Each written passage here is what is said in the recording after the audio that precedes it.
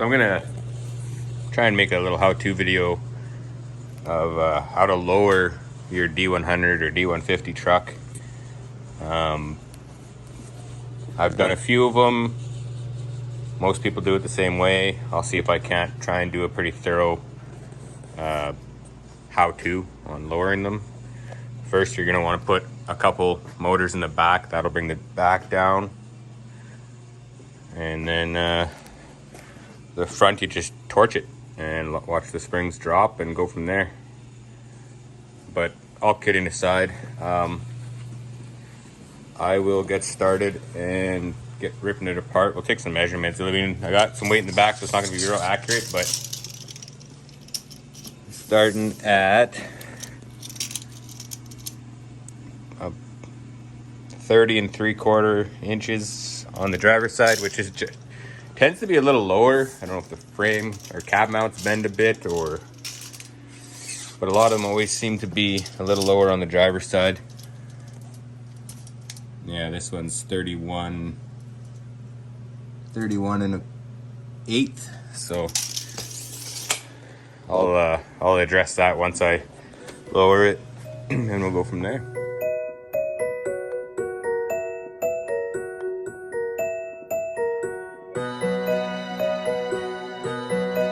Alright, so once you have the truck up on jack stands, have your wheel off, you got to take your shock out. There's a bolt up top, and then there's going to be 2 1/2-inch bolts underneath.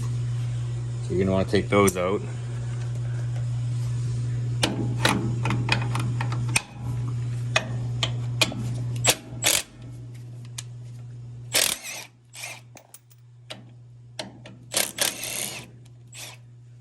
That'll get the shock out.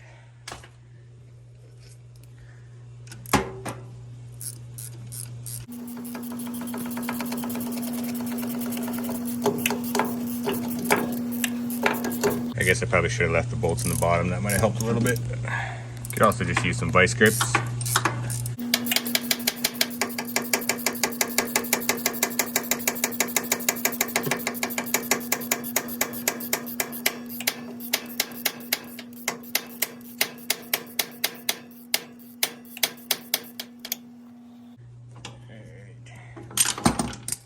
So now that that's off, shock's all out.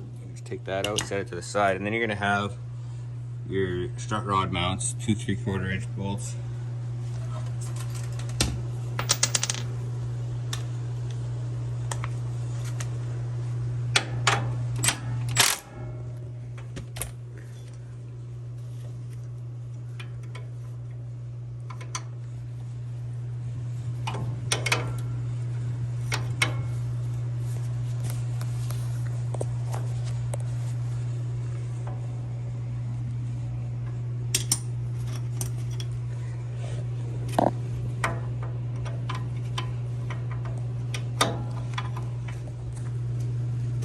Since I kind of need 2 hands. So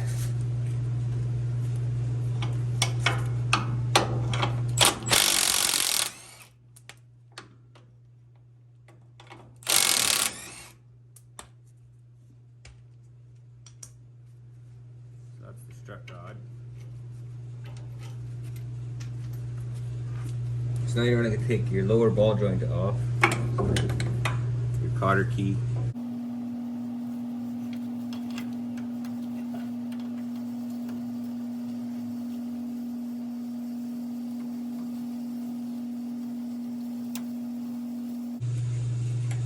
Always just use side cutters to pull these out. Always have pretty good luck, unless they're rotted in there and you kind of have to take a punch to them or something.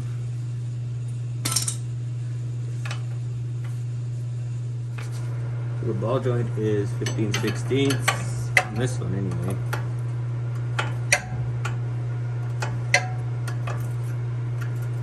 You could probably take the brake caliper off to make things easier.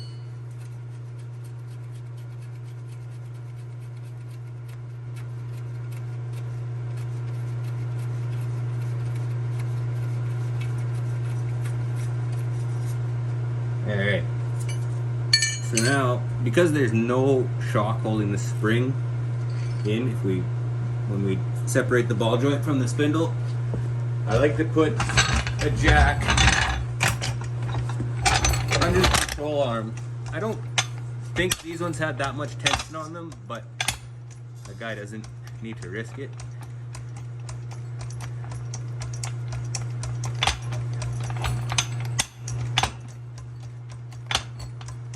You gotta just go till it's touching. Then you can grab your pickle fork or however you want to separate them.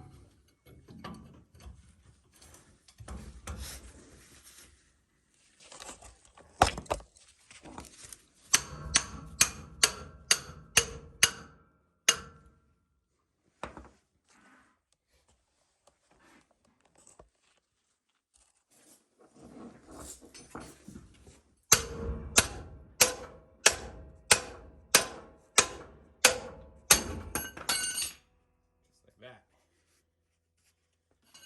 Do a little wax with a hammer.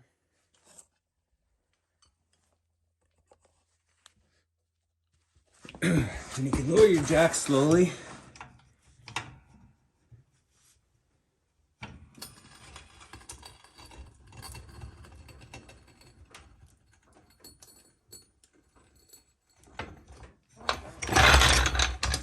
Maybe I'll take that spring out of there.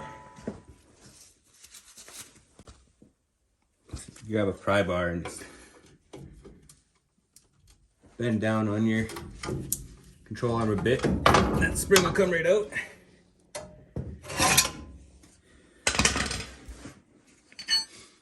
And you just got your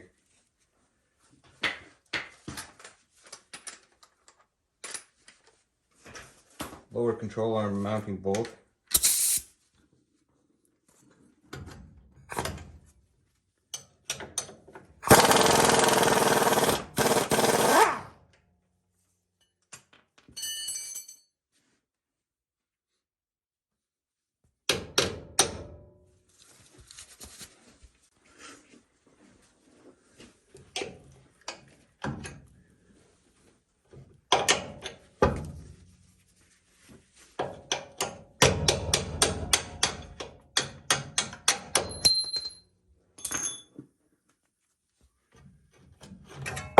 Just like that, you got a control arm.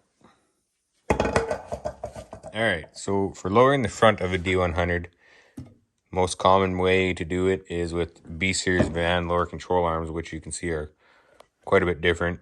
They have a spring pocket that sits the spring lower and, you know, lowers the truck, usually about 2 inches-ish. So there is some major differences. Your strut rod, the holes aren't drilled in the van in the van control arms, so a guy has to do that, and I'll show you how I measure that out.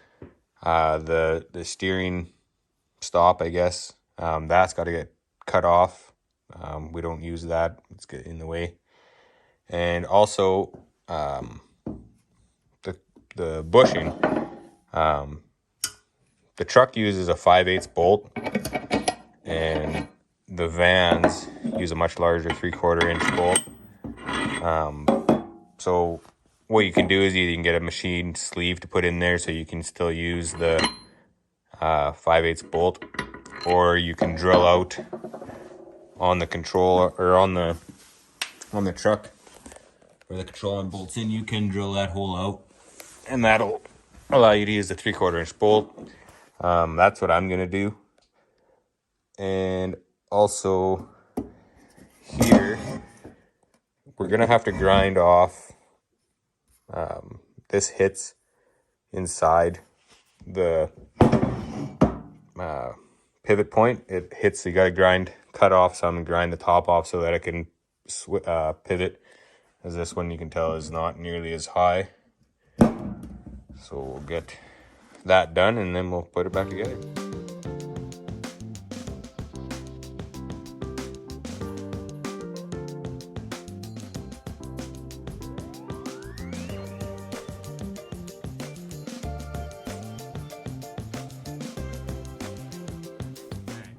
Need to drill out these holes to fit the bigger bolt.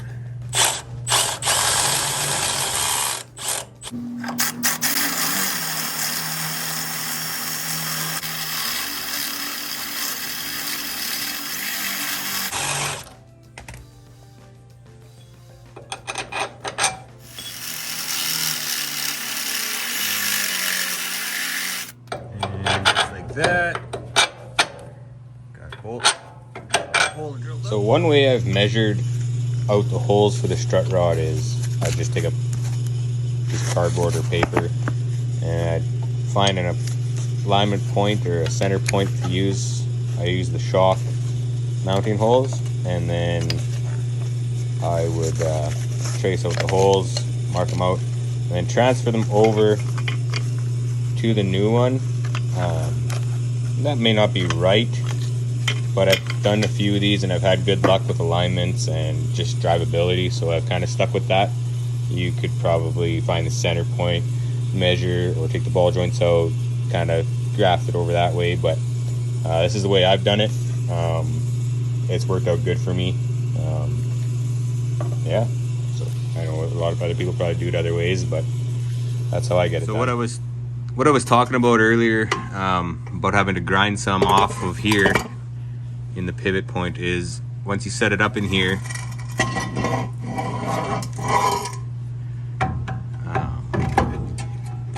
you can see that the hole doesn't line up because there's not enough space in the mounting point to allow it to pivot, so you have to take off some at the top here so that it can pivot and actually fit into the bracket there. So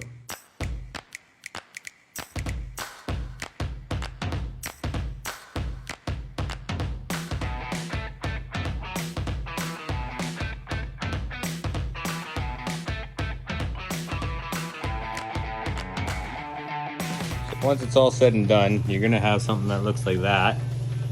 So it's tapered off so it can move freely. And you're gonna have the bump stop or the stop ground off. You could ground down the weld more if you wanted. And then you're gonna have the holes drilled for the strut rod. So you test fit it, make sure this thing will articulate, or not articulate, well, just move up and down in the pivot mount, and then you just put it back together in reverse pattern.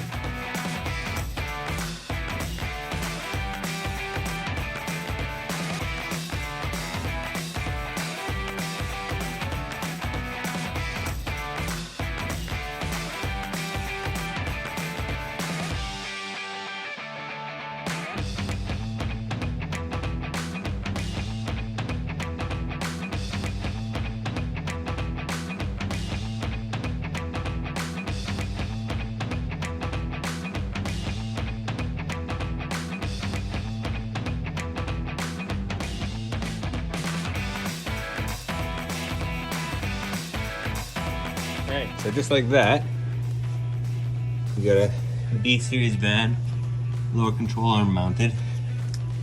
You've now dropped your truck, we'll say 2 inches or so. We'll measure when I'm done. Now normally I would clean everything up, paint it all nice and stuff, but clearly I've got some other things I need to take care of before this thing gets back on the road. But I mean, it's minus a million here in Saskatchewan, so I got some time to kill.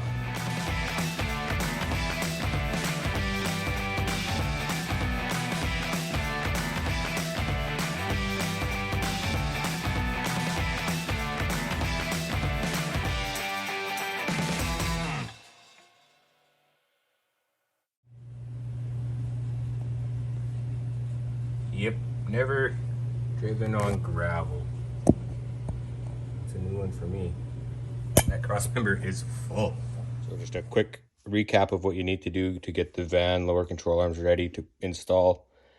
You need to cut the steering stop off, make it flush, because there isn't one on here as it's part of the spindle on the trucks. You need to transfer your strut rod mounts over the holes to bolt it in. You can use your template that you made. You just flip it over, it'll work. And you need to shave down the back side of the control arm so it can clear the pivot, and then you can install it. All right, so like I said, putting it back together is just reverse of putting or taking it apart. Once you grind your control arm to fit, just test it, make sure it moves freely without any binding or grinding, and then you can put your spring in the pocket And then you can put your spindle back on the ball joint, tighten everything up, put the shock in, put it back together, lower it down, and enjoy your new lowered D100.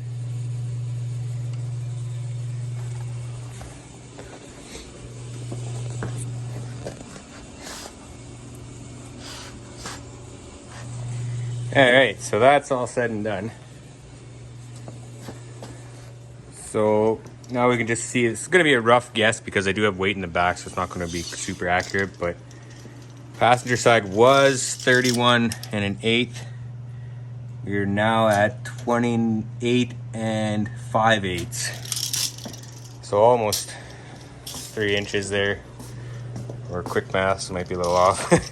Driver side was 30 and a quarter, I think. We're now at 28 and an eighth. So definitely a cheap and must-do mod to your D100. I'll do a video on the rear axle flip next, so stay tuned for that. Thanks.